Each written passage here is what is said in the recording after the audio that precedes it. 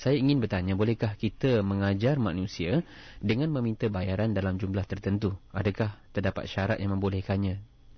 Bagaimana tu, Ustaz? Okey.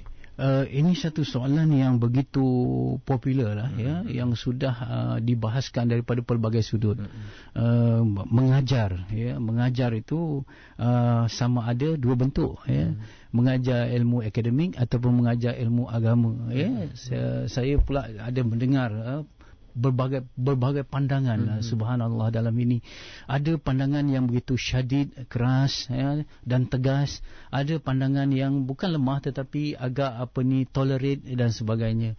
Jadi di sana apabila ada khilaf ataupun perbezaan dalam pandangan, kita perlu hadapi dengan tasamuh, dengan lapang dada. Okey. Ada yang mengatakan, saya tertarik dengan perkara ini, ya. Dia kata, semalam saya terbaca satu entry daripada seorang sahabat. Saya tak adalah nyatakan namanya di sini. Dia kata ada beza antara pendakwah bebas dengan penceramah. Kerana pendakwah bebas ialah mereka yang berdakwah tanpa mengharapkan bayaran ataupun tanpa dibayar. Bahkan mereka yang mengeluarkan duit. Ini pendakwah bebas. Yang mereka berjumpa orang gitu.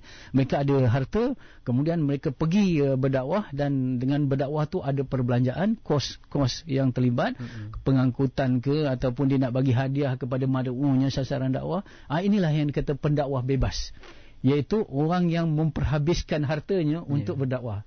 Tetapi penceramah beza. Penceramah ialah orang yang apabila dia berceramah ada bayaran yang diberikan kepadanya. Jadi saya tertarik dengan pandangan ini. Dia kata ada bezanya antara pendakwah bebas dengan penceramah. Selalunya dia kata ini penceramah ni seorang pendakwah bebas. Dia kata tak betul. Itu ada satu yang beza. Ya, satu pandangan kita raikan, kita terima. Ada juga orang mengatakan bahawa dia kata boleh kita terima walaupun mengajar agama untuk penceramah dia segala, boleh kita terima bayaran, kerana ini adalah suatu yang sesuai dengan fitrah, kerana apa saja yang dibuat ada kos. Ya, kan, penceramah tu misal kata itulah caranya untuk sumber dia, untuk misal kata minta maaf, ya, untuk dia menampung keperluan hidup dia tadi, ya, untuk keperluan hidup dia tak ada sumber lain. Maka ketika itu kalau dia tidak ambil, misal kata dia tidak ambil wang daripada ceramah dia ataupun daripada kuliah dia, misal kata dia terpaksa buat kerja lain. Sayanglah, sebab dia ada bakat untuk menyampaikan, ya. Jadi di sana ada hubungan yang sinergi, ya. Sinergi artinya a win-win situation. Keadaan yang menang-menang, umat dapat ilmu dia dapat wang daripada umat. Yang syaratnya jangan berlebihan. Jangan terlalu misal kata hingga kita menyamakan kita dengan penyanyi. Itu bagi saya itu tidak elok dikatakan begitu, kan. Tetapi kalau ada orang berpandangan yang berbeza, saya raikan juga, kan. Jadi itu mungkin itu satu yang itu misal kata kita boleh ambil. Ada orang berhujah lagi sekarang ni, bagaimana pula yang saya baca, ada bagaimana orang yang misal kata dia kalau kita penceramah yang di luar masyarakat ni, yang mengajar di masjid-masjid ni, sepatutnya tak ambil wang. Bagaimana pula pensyarah-pensyarah universiti di IPT yang mengajar mata pelajaran agama, ilmu wahyu misal kata, di UIA, di misal kata di IPT yang lain, mereka mengajar ilmu wahyu tetapi mereka mendapat gaji. Jadi di sana ada satu dikotomi ataupun satu perbincangan antara ulama sampul dengan ulama bank in. Ahli ilmu yang bank in, maksudnya yang dapat gaji, ini bank in. Ini ulama sampul yang dia bekerja, orang bagi sampul. Jadi di sana ada perbincangan yang begitu luas. Subhanallah, pokok pangkalnya beginilah Ustaz Irwan, ya. Apa sahaja, ya, utamakanlah tujuan berbanding dengan keperluan. Jangan sampai keperluan itu mengatasi tujuan. Maksudnya begini, ya. Kita menuntut daripada masyarakat berlipat ganda. Berlipat ganda, ya.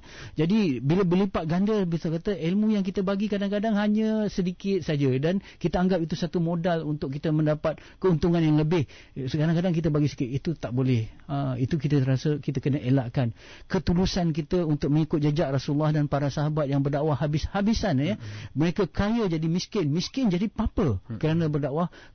Kenapa kita tidak misalnya kata ada tolerate di situ, kita ambil keperluan sekadarnya ataupun cukup untuk kita hidup dengan keadaan ada kemudahan, ada kenderaan, ada rumah yang baik, supaya kita boleh memberi pada masyarakat yang baik. Dan sebelum saya berpindah kepada subjek yang lain, ini juga menunjukkan kita perlu memperkasakan institusi wakaf.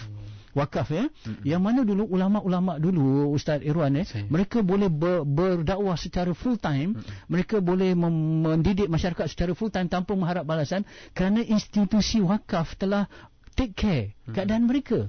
Kita tengok dalam Kembara Ibnu Battutah kita tengok, saya baca Kembara Ibnu Battutah, dia pergi ke Turki, dia pergi ke mana-mana saja negara Islam, subhanallah, tidak payah, sebab musafir khana masa tu ada pembesar-pembesar waktu itu subhanallah sentiasa membantu musafir-musafir ini dulu Ibnu Battutah, dia boleh pergi mana, seperti mana kata Luqmanul Hakim, dirikan rumahmu di setiap negara. Artinya bila kita ada kawan dan sahabat mukmin di seluruh negara, artinya kita ada rumah di mana-mana saja. Itu yang berlaku pada Ibnu Battutah. Cuba sekarang seorang kembara Islam buat perkara yang sama macam Ibnu Battutah buat. Saya rasa tak boleh. Sebab institusi wakaf belum kuat lagi.